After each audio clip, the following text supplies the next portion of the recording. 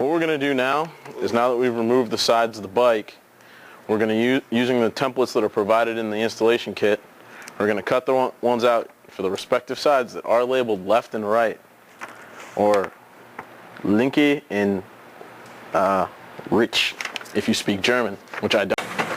We're going to be notching this portion of the fairing as shown in the little cutout thingy Medusa that comes with the instructions. Here we are cutting stuff out. Back to third grade arts and crafts. Every toolbox needs a good pair of scissors. We're going to put this down on the tail fairing, Mark. Okay.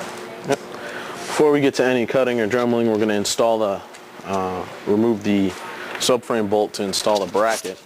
What you're going to have to do is you're going to have to get a socket, a combination wrench to remove this, because there is a nut. It is a nut and bolt combo here. You're going to need to rotate the bolt enough to get the combination wrench in at an angle from the front of the bike. Once you do that, it locks in place and you can remove the nut and the bolt.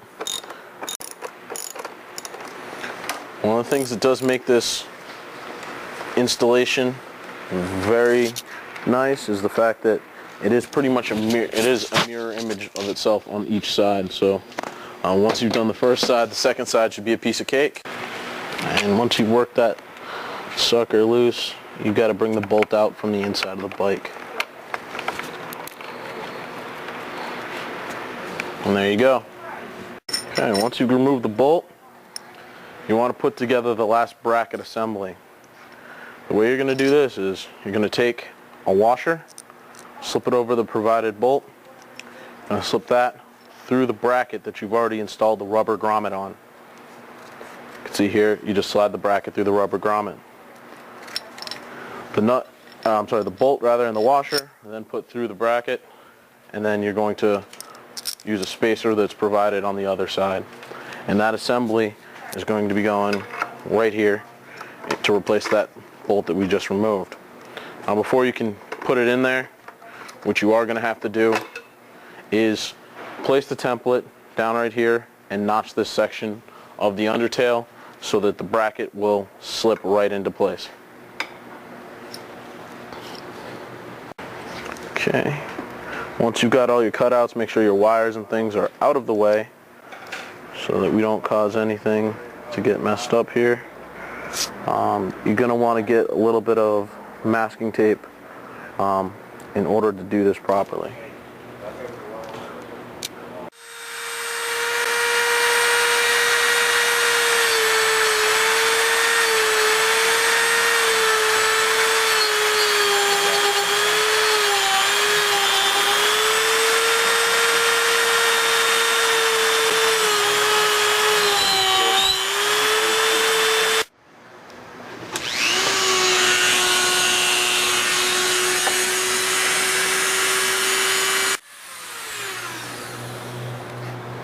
There you go.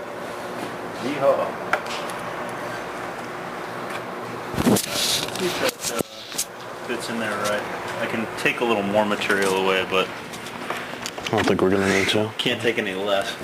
Alright. Good. Okay.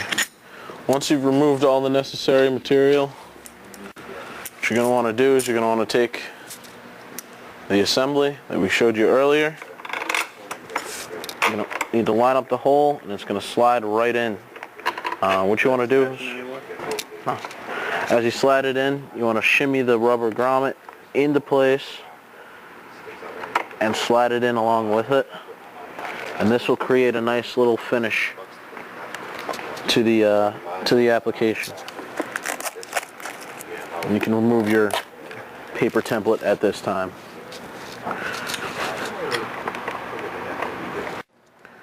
And you're going to want to take, again, the factory hardware and install it from the inside. Not like that. What you want to do is, because unless you have really small fingers, it's really hard to get the nut in there. So you put a piece of tape on the back of your combination wrench, holds the nut onto the wrench, so that you can slide it in there like having an extra set of fingers. And you can get it right onto the bolt head.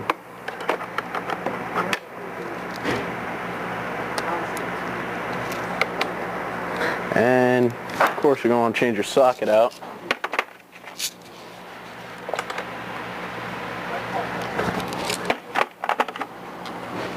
To a 17mm head.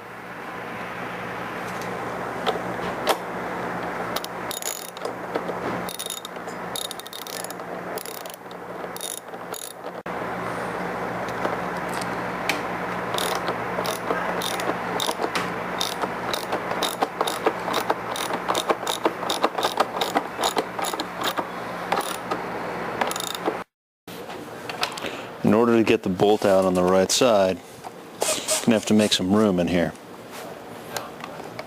You can pop this off, slide the computer out of the rubber sleeve here, and then the original bolt pops out easy.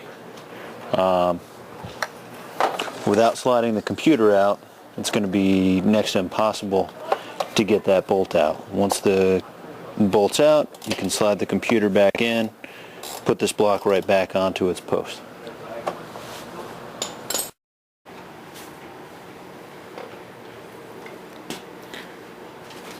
In order to finalize the installation, Quick-Lock both side carriers onto the bike at the same time, get everything lined up so that the Quick-Locks operate really easily, and then tighten down all 4 mounting points on each side.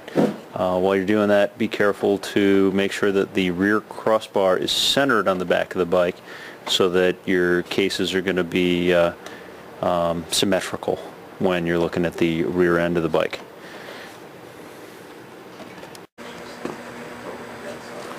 Okay, in conclusion, we finished up here with the ZX-14 side rack installed in the PLX bags.